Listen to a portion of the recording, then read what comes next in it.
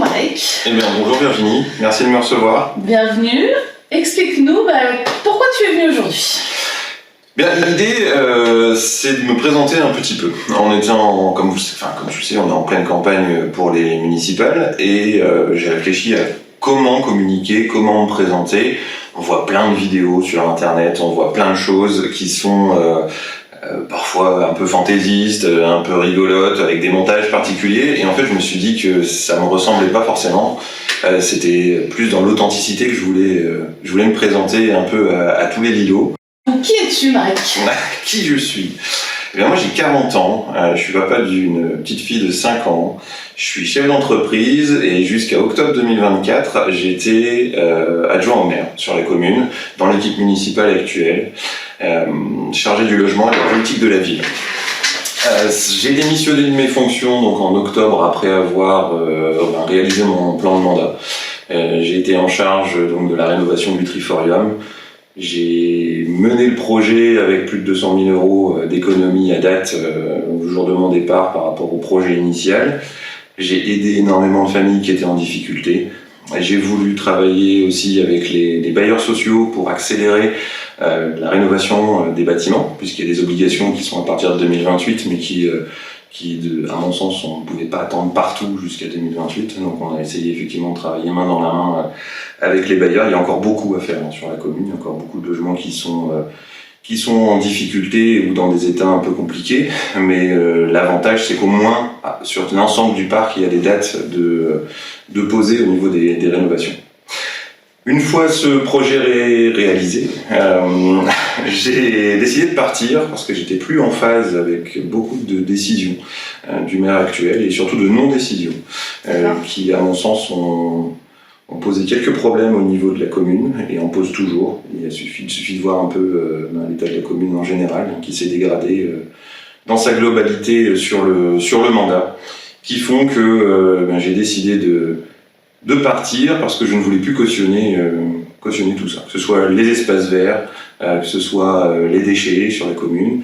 La goutte d'eau, ça a été l'ancien centre technique municipal qui a été transformé de manière arbitraire en déchetterie à usage de la ville, en pleine zone résidentielle. Effectivement. Dans une zone où légalement c'est complètement interdit, surtout sur le PLU, donc ce que je dis, ne faites pas ce que je fais. Donc voilà, à la suite de ça, je me suis dit, c'est parti, il faut faire quelque chose, on peut pas laisser la ville comme ça. Du coup, ça va entraîner ma prochaine question. Pourquoi es-tu candidat du coup au municipal ? Mais alors, ça reprend un peu. C'est ancien cette histoire. Je vais revenir un peu sur l'historique. En 2019, j'apprends que j'allais être papa. On venait d'acheter un appartement sur l'île d'Abo. Et puis, ça change beaucoup de choses. Je regardais autour de moi, je voyais un peu l'état de la ville qui n'était pas forcément ce que je voulais pour ma fille. Quand on m'a proposé d'intégrer l'équipe municipale, c'est un projet qui m'a plu, surtout dans la façon dont c'était présenté.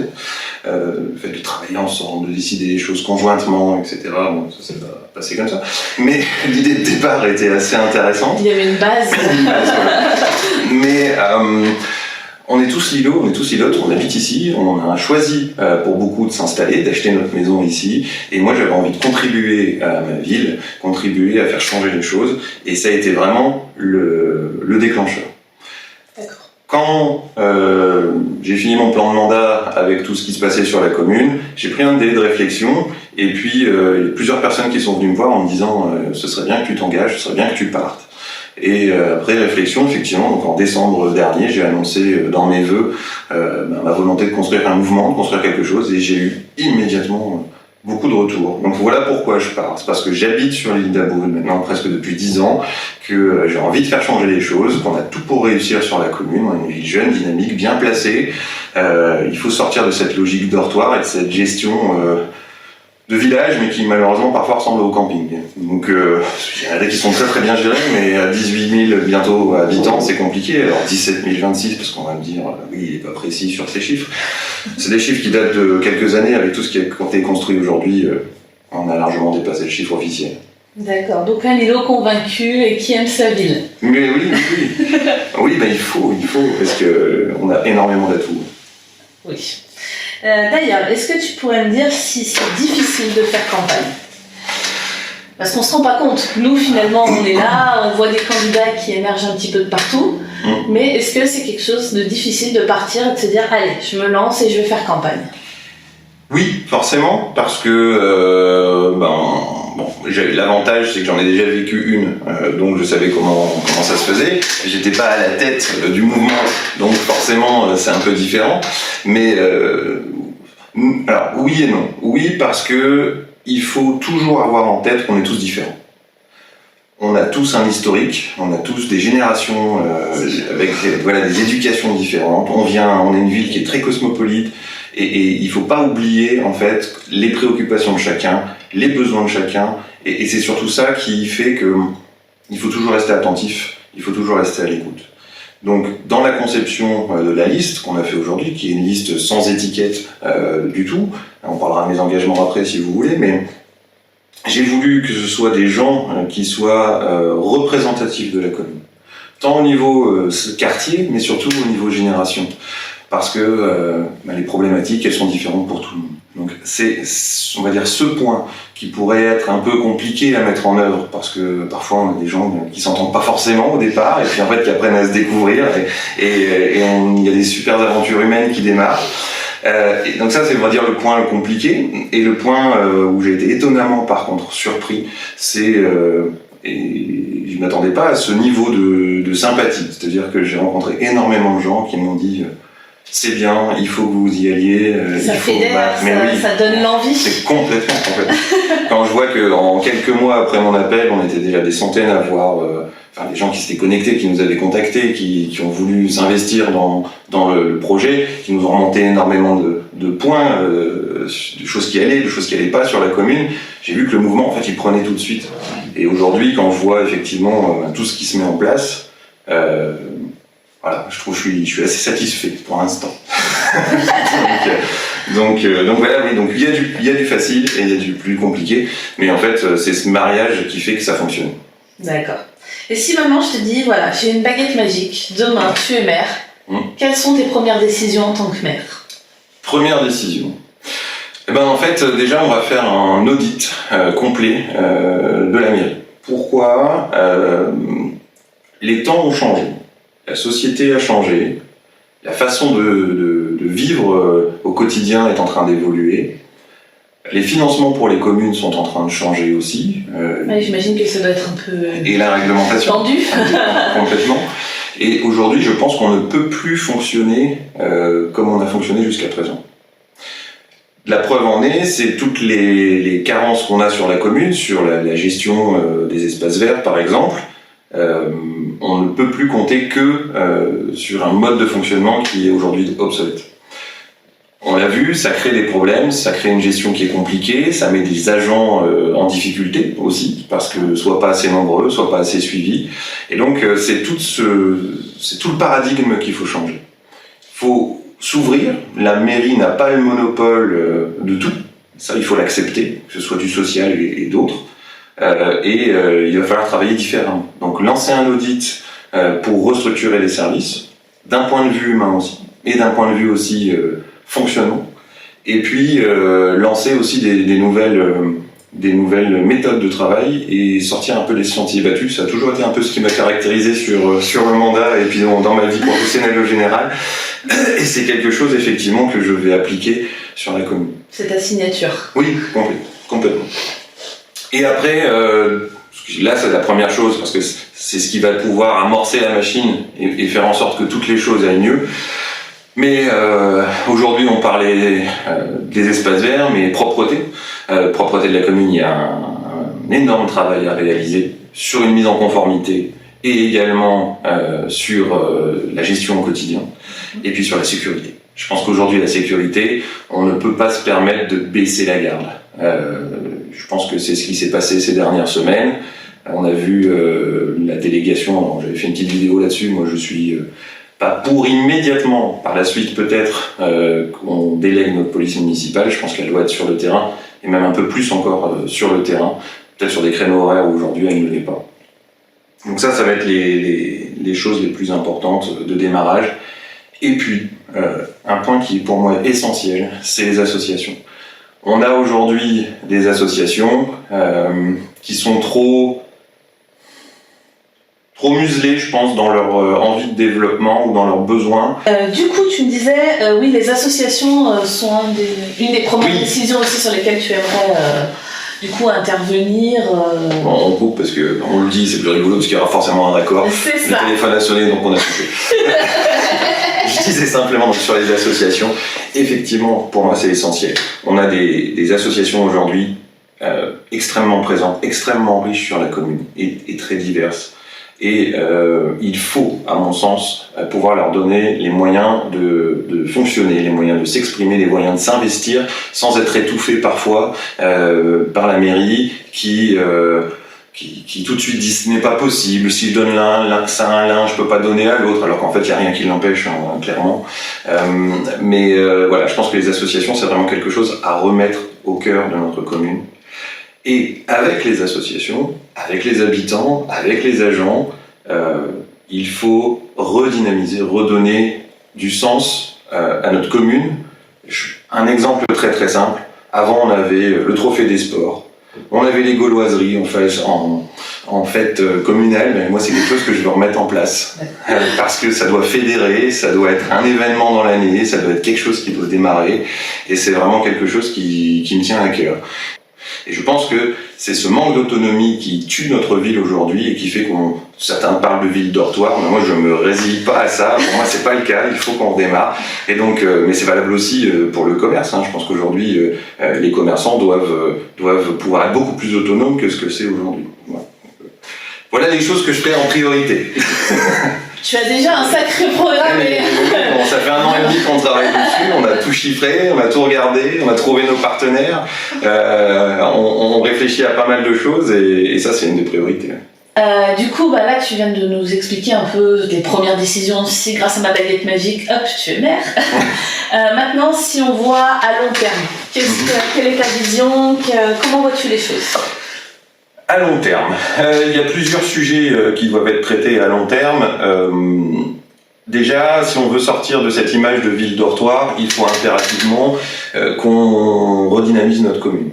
On est l'une des villes les plus jeunes de France et on n'a pas d'animation, ou très très peu. Clairement, sur le mandat, j'en avais parlé sur mes vœux en 2024, là, sur la vidéo de Bonne Année. Je parlais d'un projet bowling, restaurant, etc. Et c'est quelque chose que je vais remettre en fonction. Alors, historiquement, pendant la campagne 2020, j'avais rencontré des gens que je connaissais clairement, qui m'avaient répondu tout de suite non mais la jeune de Chalandise sur la Capi, c'est trop petit pour nous, on viendra jamais. Par contre, on peut vous conseiller. Et donc j'ai essayé d'amorcer ça sur ce mandat, qui c'était pas mal la délégation, mais c'est ce que je voulais essayer d'amorcer. Ça n'a pas été repris plus que ça politiquement, ce qui est dommage parce qu'en fait on avait la possibilité d'avoir un accompagnement gratuit avec des professionnels qui auraient pu nous accompagner. Donc ça c'est quelque chose que je redémarre. Pas sur un projet communal, mais sur un projet transverse avec du privé. Ça c'est un projet à long terme que je veux mettre en place. Parce qu'aujourd'hui, quand on veut sortir, quand on veut faire quelque chose, il n'y a rien aux alentours. Donc, salle de jeu, vite faire quelques kilomètres pour réussir à trouver quelque chose. Salle de jeu pour les enfants, bowling, il y a plein de possibilités, laser game, à travailler, mais c'est quelque chose effectivement que je veux mettre sur la commune parce qu'aujourd'hui, c'est quand même malheureux de rien avoir. Donc ça, c'est un point au niveau loisir. Il y a un sujet qui revient souvent quand j'échange avec les gens, c'est la taxe foncière. La taxe foncière, c'est un gros sujet parce que c'est le sujet qui passionne la France même. Exactement. Et il faut reprendre un peu l'historique de notre commune, c'est-à-dire que la ville a été conçue, donc c'était un petit village dans les années 80. Et même avant, pardon.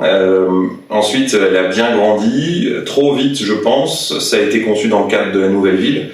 Je fais court, mais donc la nouvelle ville, le projet a été abandonné et on s'est retrouvé avec une concentration de logements sociaux extrêmement importante sur la commune. Je parle simplement d'un point de vue financier. Sur ce point de vue donc financier, le fait d'avoir beaucoup de logements sociaux fait que il n'y a pas beaucoup de contributions taxes foncières. Donc forcément, quand on a un déséquilibre au niveau des logements, avec plus de logements sociaux que de logements privés, on se retrouve avec des gens qui payent de la taxe foncière, surtout qu'aujourd'hui il n'y a plus la taxe d'habitation, donc c'est la seule contribution pour la commune. On se retrouve avec des gens qui forcément payent très cher, puisqu'ils payent pour faire vivre une commune de beaucoup plus d'habitants, et il n'y a pas beaucoup de contributeurs. Donc quand je suis arrivé adjoint au logement sur la commune, on était à 55% de logements sociaux. Aujourd'hui, à date, on est à 43. Moi, mon objectif sur le mandat, c'est de continuer à rééquilibrer la ville pour descendre à 35. Aujourd'hui, on est sur une obligation nationale qui est à 20, on est largement au-dessus. Il y a beaucoup de communes sur la CAPI qui ne sont pas aujourd'hui dans les clous au niveau logements sociaux. C'est à eux d'en produire, à mon sens. Et nous, ça va permettre deux choses. Un, de pouvoir préparer 2030 et 2050, parce que 2030 c'est demain, le passage aux 20 000 habitants sur la commune, qu'on le veuille ou pas, mais forcément ça va arriver, et donc il faut le préparer. Ça nous permettra d'avoir de nouvelles dotations également sur le fonctionnement et l'investissement, et puis ça va permettre de pouvoir aider les lilos qui sont installés sur la commune et qui ont besoin peut-être d'être mieux accompagnés, d'être mieux aidés. Ça c'est une priorité, et puis ça va nous permettre à terme de pouvoir effectivement retravailler les taux de prélèvement pour pouvoir un peu baisser la charge sur la commune, mais ça ne peut passer que par un rééquilibrage du patrimoine entre le logement social et le logement privé, et deux, des nouvelles dotations qui pourraient arriver. Et à ce moment-là, on pourra fonctionner de manière différente. Mais oui, aujourd'hui... C'est-à-dire qu'on ne peut pas du jour au lendemain vous dire c'est bon, votre impôt sur la taxe foncière va diminuer. Non, c'est pas possible. On peut la faire en sorte que la part communale ne bouge pas. Parce qu'en fait, il faut savoir aussi comment ça fonctionne. Il y a une part communale, une part CAPI, etc. Donc il n'y a pas que notre part qui rentre en jeu. Mais si on veut arriver à quelque chose, c'est le plan à long terme que moi je veux porter. Donc un rééquilibrage de la commune, ça aura ce sera bénéfique pour beaucoup de personnes, que ce soit d'un point de vue aide au quotidien pour les personnes qui en ont besoin, et puis au niveau patrimoine aussi, clairement, pour les propriétaires. On va pouvoir effectivement alléger un peu tout ça et faire en sorte que ça se passe bien. Donc ça, c'est, on va dire, les projets à long terme. C'est déjà bien. C'est déjà plus que bien, je trouve. Est-ce que, du coup, pour conclure, il y a quelque chose que tu souhaiterais partager avec nous ? Bien, je pense que la date arrive vite. La date arrive vite, on va commencer à se rencontrer, on va faire des distributions de tracts. D'ailleurs, il y aura le lien de la vidéo dans le tract, et puis on mettra aussi sur les réseaux. Mais je pense qu'il ne faut pas hésiter à venir me voir quand vous me croisez dans la rue pour discuter. Si vous avez des questions, si vous avez des choses à me faire remonter. Ensuite, que le meilleur gagne. On a des visions de projets, on a envie de faire certaines choses. Moi, j'ai envie de défendre notre commune, j'ai envie qu'on puisse changer, qu'on soit fier de venir habiter à l'île d'Abo, que les gens nous disent « Ah, t'habites à l'île d'Abo, c'est bien !» et pas l'inverse. J'ai envie d'une ville où on peut marcher sur les trottoirs normalement, que les dames en poussette ou les personnes âgées en fauteuil roulant ne soient pas obligées de descendre du trottoir pour pouvoir circuler, parce que les espaces verts... les plantes débordent de partout, où on perd les gens aussi avec 1,50 m d'herbe. Ça aussi c'est du vu, où les gens sont pas obligés de tondre eux-mêmes les espaces publics aussi. Ça, j'aimerais bien, je suis pour ça. Effectivement. Une ville propre, et puis surtout une ville pour la sécurité, où on a des moyens renforcés. On a des moyens renforcés. Et je pense que ce projet-là, si vous êtes tous OK et que vous avez la même vision que moi, n'hésitez pas à venir me voir, à me suivre, à m'écouter, parce que je pense qu'on va pouvoir faire quelque chose de très bien. Merci Marek. Merci Virginie. Et plein de bonnes choses pour la suite. Merci beaucoup.